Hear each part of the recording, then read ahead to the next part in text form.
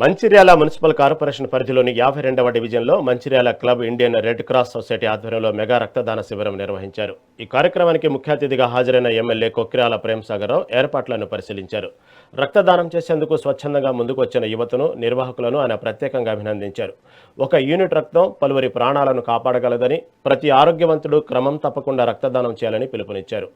సేవా కార్యక్రమాల్లో యువత భాగస్వాములు కావాలని ఆకాంక్షించిన ఎమ్మెల్యే దాతలకు ప్రశంసా పత్రాలు అందజేశారు. కమిటీ అధ్యక్షులు ఏదైతే పాత మిత్రుడు ఇక్కడ రోజు రెగ్యులర్ కలిసి ఒక స్థానం ఒక ప్లేస్లకి ఉపయోగపడుతుంది.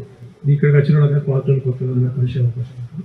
ఒక రకంగా ఏంటంటే చిన్నప్పటి వాళ్ళందరూ పాత్రలతో కలిసి సందర్భం మనం మాట్లాడుతున్నప్పుడు కొంత మన బ్రెయిన్ మీద స్ట్రెస్ తగ్గుతుంది. కొంచెం ఒక రకమైన డిఫరెంట్ వాతావరణం జరుగుతుంది. ఇది క్లబ్లో మిగతా యాక్టివిటీస్ ఉంది. ఇంకా యాక్టివిటీస్ ఎంత వీలైతే అంత పెంచి కుటుంబ సభ్యులందరూ వచ్చి ఈ క్లబ్లో కుటుంబానికి సరిపడే విధంగా ఎంటర్టైన్మెంట్ కానివ్వండి, ఆహ్లాదకరంగా విధంగా ఏర్పాటు చేయాలని మరొకసారి కోరుతున్నాం. ఈరోజు ఏదైతే రక్తదానం చేసుకుని వచ్చిన దాతలకు అందరికీ మరొకసారి శిరస్సు ఇస్తున్నాం. ఎందుకంటే మీరు ఇచ్చే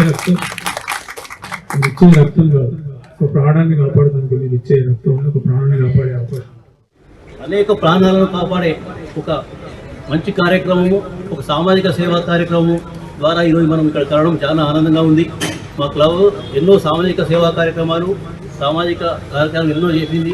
అందులో మర్చిపోతున్నగా చాలా కార్యక్రమాలు ఉన్నాయి, కానీ ఈరోజు కొన్ని మీకు చెప్తాను.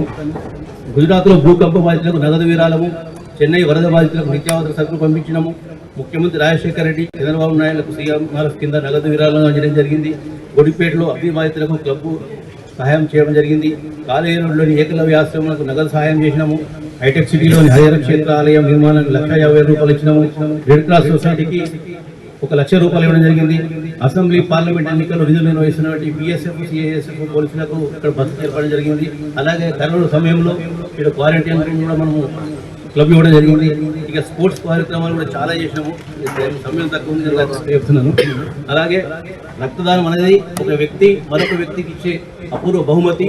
ఈరోజు యాక్సిడెంట్సే కానివ్వండి, ఆపరేషన్సే కానివ్వండి, క్యాన్సరే కానివ్వండి, ముఖ్యంగా ఈ ఏరియాలో ఉన్న తలసేమియా బాధితులకు కూడా రోజు సుమారు 700 మంది తలసేమియా బాధితున్నారు ఇక్కడ. వీరందరికీ కూడా మనం ఇచ్చే రక్తం సహాయం ఉంటుంది. ముఖ్యంగా ఏంటంటే మన నిల్వల కన్నా అవసరం ఎక్కువ ఉంది కనుక ప్రతి పౌరులు కూడా రక్తం ఇచ్చడానికి ఒక బాధ్యత స్వీకరించి ఇవ్వాలని కోరుతున్నాను. అలాగే మేము ఈరోజు ఈ కార్యక్రమం ఓన్లీ రక్త సేకరణకే కాకుండా అందరినీ కూడా ఎంకరేజ్ చేసేందుకు, అందరిలో ప్రజలలో అవగాహన